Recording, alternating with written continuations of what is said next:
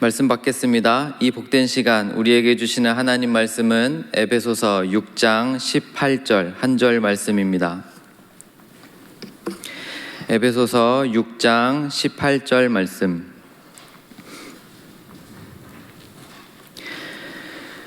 에베소서 6장 18절 신약성경 317쪽입니다. 우리 한 절 말씀 다 같이 읽겠습니다. 시작. 모든 기도와 간구를 하되 항상 성령 안에서 기도하고 이를 위하여 깨어 구하기를 항상 힘쓰며 여러 성도를 위하여 구하라. 아멘.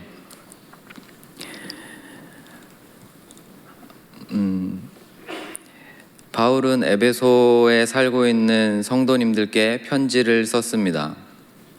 태초부터 감추어져 있던 비밀들을 성도님들께 밝히 쓰면서 하나님을 찬양하고 하나님께 기도하는 편지였습니다. 그리고 마지막 부분에는 하나님의 전신갑주, 성령의 전신갑주라고 흔히 저희가 말을 하는 그 내용들을 적어놓고 있습니다. 에베소서 성경이죠.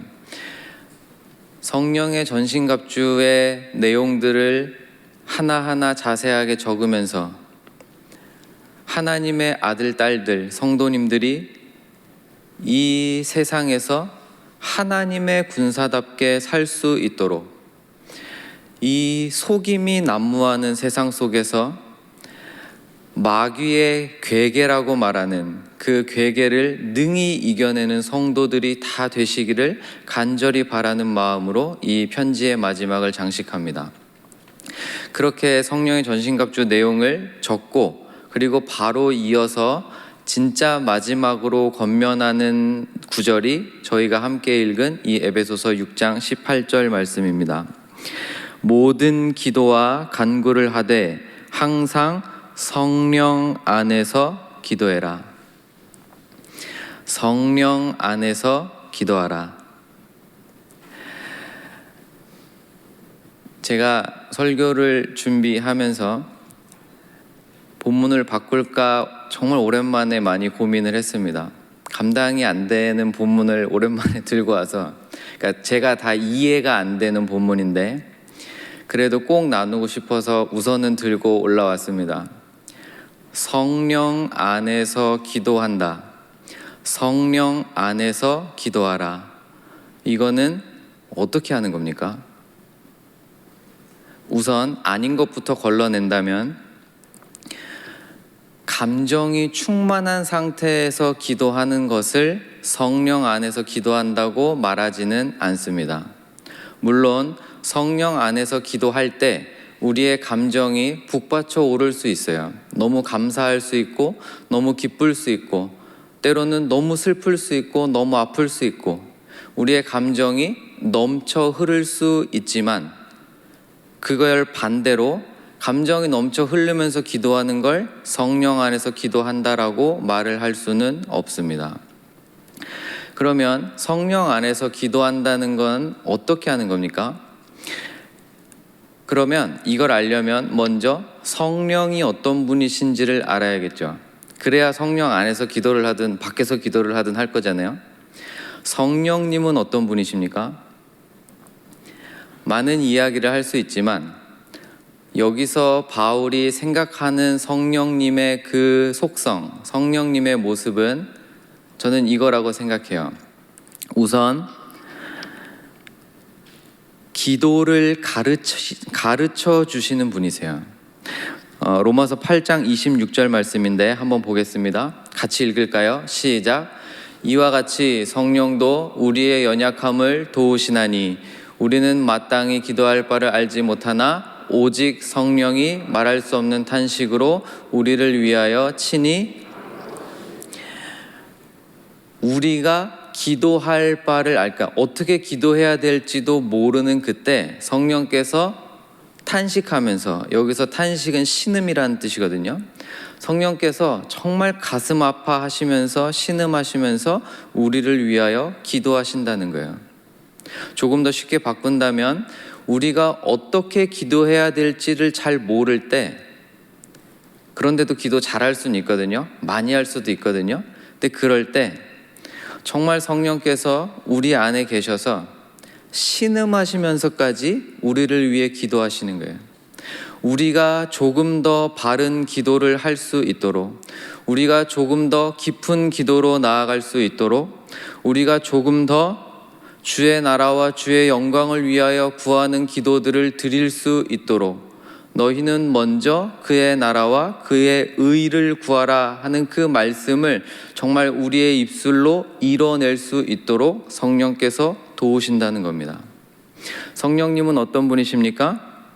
우리가 바른 기도를 할 수 있도록 가르쳐 주시는 선생님이세요. 또 성령님은 어떤 분이십니까? 사도행전 10장에서 베드로한테 성령이 말씀하신다라 그래요. 성령님도 말씀 잘하세요. 성령님이 말씀하시는데 그때 뭐라고 표현하냐면 말씀의 영이다라 그래요. 성령님은 말씀의 영이십니다. 요한복음 15장 16장에 예수님께서 십자가에 못 박히시기 전에 제자들한테 마지막 그 강화를 하시면서 내가 곧 너희를 떠날 거지만 걱정하지 마라. 내가 가야 보혜사가 오실 건데 그분이 오시면 성령이 오시면 내가 했던 말씀들을 기억나게 하시고 깨닫게 하실 거다라고 성령님을 소개하세요. 성령님은 어떤 분이십니까? 말씀을 우리의 마음에 심으시고 말씀을 기억나게 하시고 그 상황 그 순간에 머리가 하얘져서 어떡하지 할 때 우리의 머릿속에 말씀 한 구절을 이렇게 팍 심으시는 분이라는 거예요. 그리고 그 말씀을 깨닫게 만들어 주시는 분, 그분이 성령님이세요. 그래서 정리하면 이렇게 되는 겁니다. 성령님은 어떤 분이십니까? 예수의 영이세요. 말씀의 영이신데 말씀이 육신이 되어 이 땅에 오심에 우리가 보니 하나님의 독생자의 영광이요 말씀은 예수님이시잖아요. 그럼 이걸 합치면 성령님은 말씀의 영이시고 예수의 영이세요. 그러면 18절에 성령 안에서 기도하라는 예수의 영 안에서 기도하라 라는 말도 되죠. 예수의 영 안에서 기도한다는 것은 저는 이렇게 설명합니다. 우리의 기도가 다 끝났을 때 내가 예수님을 조금 더 사랑하는 기도예요. 그 기도를 하기 전에는 내게 닥친 아픔과 고통과 여러 가지 세상의 문제들로 나의 연약함과 나의 부족함과 나의 그 초라함 때문에 보이지 않던 것들이 기도를 통해서 다 사라지고 예수의 영 안에서 기도할 때 다 사라지고 세상과 나는 간 곳 없고 구속한 주만 보이는 그렇게 기도의 시간들을 통해서 다 사라지고 그 기도가 끝난 뒤에 그 기도하기 전보다 내가 예수님을 더 사랑하게 되는 기도, 성령 안에서 하는 기도인 줄 믿습니다. 바라기는 오늘 우리가 이 시간 기도할 텐데 성령 안에서 예수의 영 안에서 기도하는 시간 되시기를 간절히 바랍니다. 성령 안에서 기도한다. 또 이렇게 이야기를 할 수 있습니다. 그 전에 하나 질문을 드려볼게요. 여러분 언제 가장 기도를 하고 싶으시죠? 언제 가장 진짜 기도해야겠다라고 생각이 드십니까? 대부분의 경우 우리는 우리에게 결핍이 있을 때 기도해야겠다고 생각을 합니다. 우리에게 무언가가 부족할 때, 이게 정말 필요할 때, 아니면 아플 때, 아니면 연약할 때, 아니면 관계가 깨어질 때, 무언가 우리에게 결핍이 일어났을 때 하나님이 채워주시기를 간구하는 마음이 강하게 일어나죠. 너무너무 귀한 거예요. 이 마음조차도 들지 않으시면 그럼 그때는 진짜 심각한 겁니다. 아픈데 기도를 안 하면 어떡합니까? 힘든데 기도를 안 하면 어떡합니까? 바쁜데 기도를 안 하면 어떡합니까? 관계가 깨어져 가는데, 가정이 힘들어지고 있는데 하나님 앞에 구해야 되는데 구하지 않으면 안 되는 거죠. 그런데 그럼에도 불구하고 내가 원하는 것을 아래서 내가 원하는 것을 받는, 응답받는 기도는 감히 말씀드리는데 아직 초보자의 기도입니다. 이것이 잘못됐다거나 이것이 틀렸다는 말은 당연히 아니에요. 저도 열의 아홉은 주님께 구하는 기도를 드립니다. 주님 고쳐주십시오. 주님 빨리 결과 나오게 해주십시오. 주님 회복시켜 주십시오. 당연히 구할 수밖에 없는 것이 우리의 삶이잖아요. 그런데 그럼에도 불구하고 내가 원하는 것을 아래서 내가 원하는 것을 받는 그 응답의 시간의 기도들은 정말 깊은, 오늘 표현을 빌리자면 성령 안에서 드리는 기도라고는 할 수 없을 것 같습니다. 왜냐하면 이 시간들, 내가 원하는 것을 하나님께 아래서 내가 원하는 것을 받는 그 시간들을 통해 하나님은 우리에게 확신을 주세요. 나는 살아있어. 내가 너의 기도 들어. 네 음성 들어. 네가 원하는 거 내가 줄 수 있어.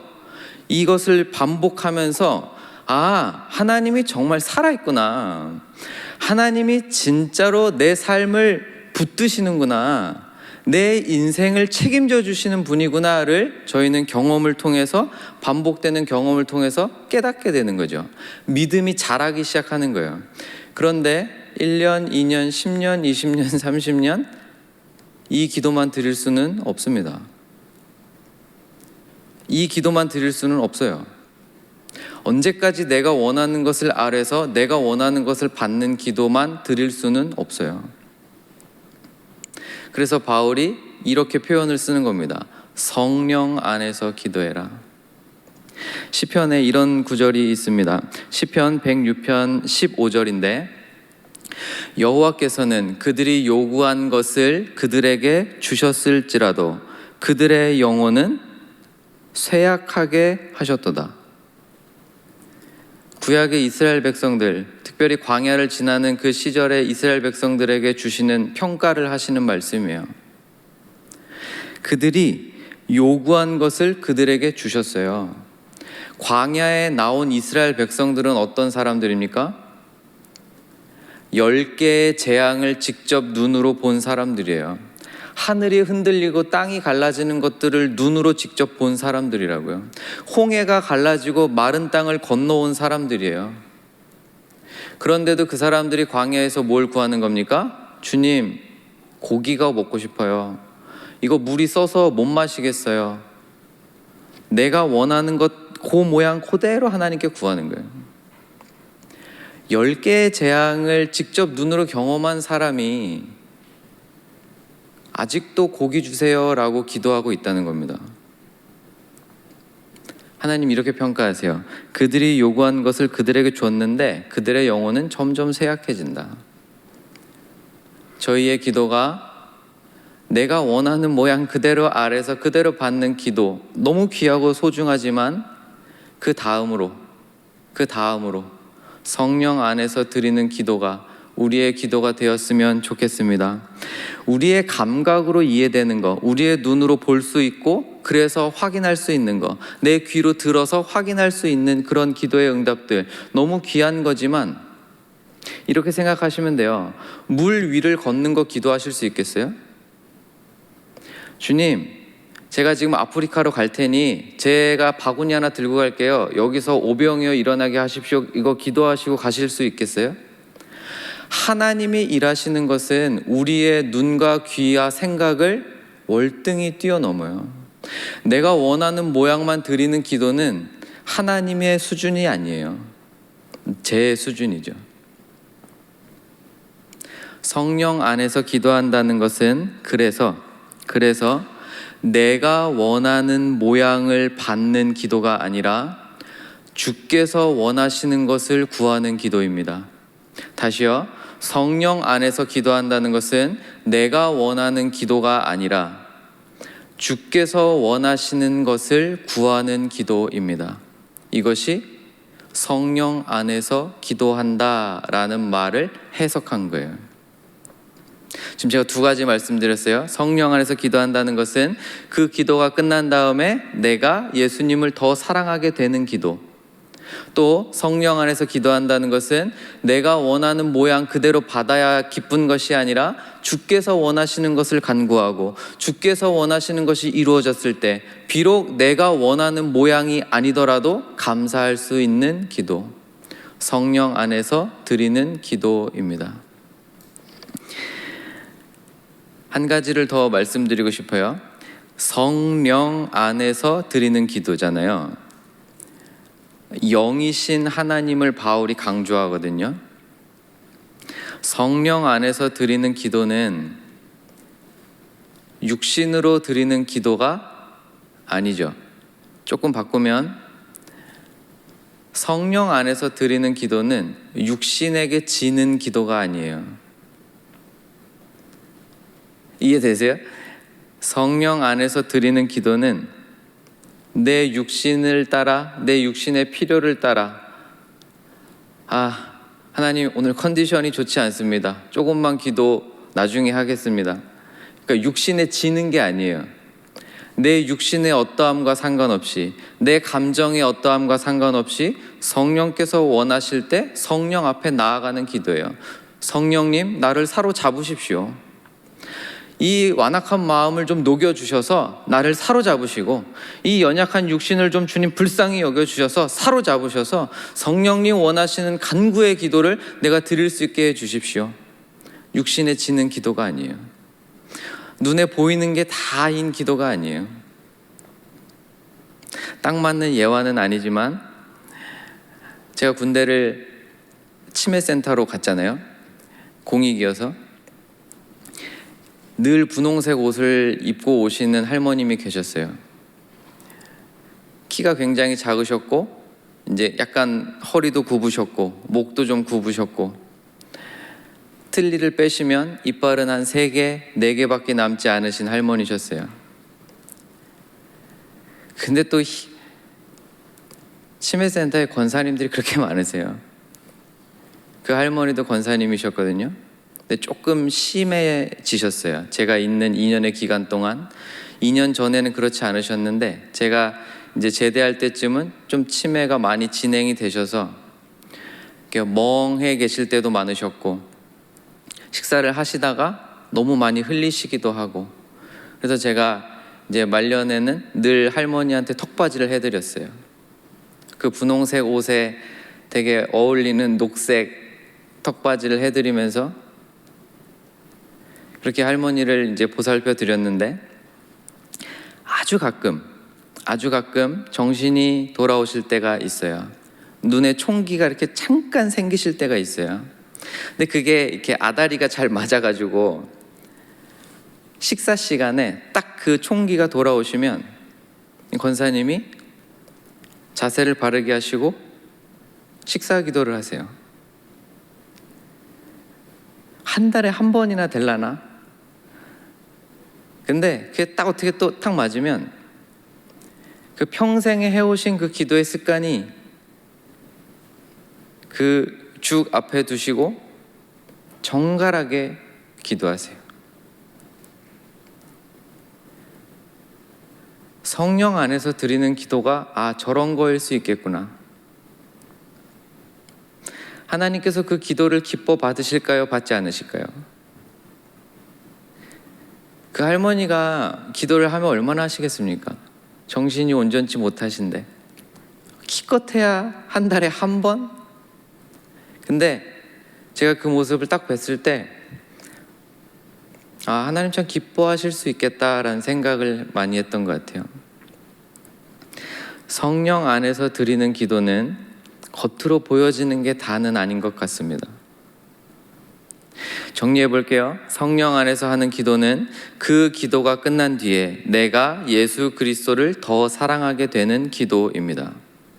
또 성령 안에서 드리는 기도는 내가 원하는 것이 이루어지는 것을 기뻐하는 것이 아니라 주께서 원하시는 것을 간구하고 그것이 이루어졌을 때 내가 원하는 모양이 아니어도 기뻐할 수 있는 기도. 주께서 원하시는 것을 간구하는 기도, 성령 안에서 드리는 기도입니다. 또 성령 안에서 드리는 기도, 육신에 지는 기도가 아니에요. 육신을 따라가는 기도가 아니에요. 우리의 육신이 연약해지는 것을 막을 수는 없지만 그것과는, 설명은 진짜 어려운데 그것과는 무언가 다른, 정말 성령께서 그 순간 그 한 성도의 영혼을 완전히 사로잡으셔서 진실로 온 마음을 다해 드리는 그 기도를 받으시는, 성령 안에서 드리는 기도라고 말할 수 있을 것 같습니다. 말씀을 정리합니다. 우리의 힘만으로는 이런 기도를 드릴 수 없어요. 그래서 성령이 또 도우세요. 성령께서 성령 안에서 기도할 수 있도록 도우세요. 그게 로마서 8장 27절입니다. 우리 이 말씀 같이 읽고 찬양하고 기도하겠습니다. 로마서 8장 27절입니다. 같이 읽겠습니다. 시작. 마음을 살피시는 이가 성령의 생각을 아시나니 이는 성령이 하나님의 뜻대로 성도를 위하여 간구하심이라. 성령님께서 성령 안에서 기도할 수 있도록 우리를 위해 간구하시는 줄 믿으시기를 바랍니다. 이 말씀이 추상적으로 다가오지 않으셨으면 좋겠습니다. 정말 성령 안에서 드리는 기도, 정말 예수의 영에 온전히 사로잡혀서 드리는 기도, 내가 필요한 것을 한참 아래다가도 성령께서 어떤 감동을 주실 때 그것을 하나님께 아뢰 수 있다는 기쁨으로 충만해지는 이 기도의 시간 되셨으면 좋겠습니다.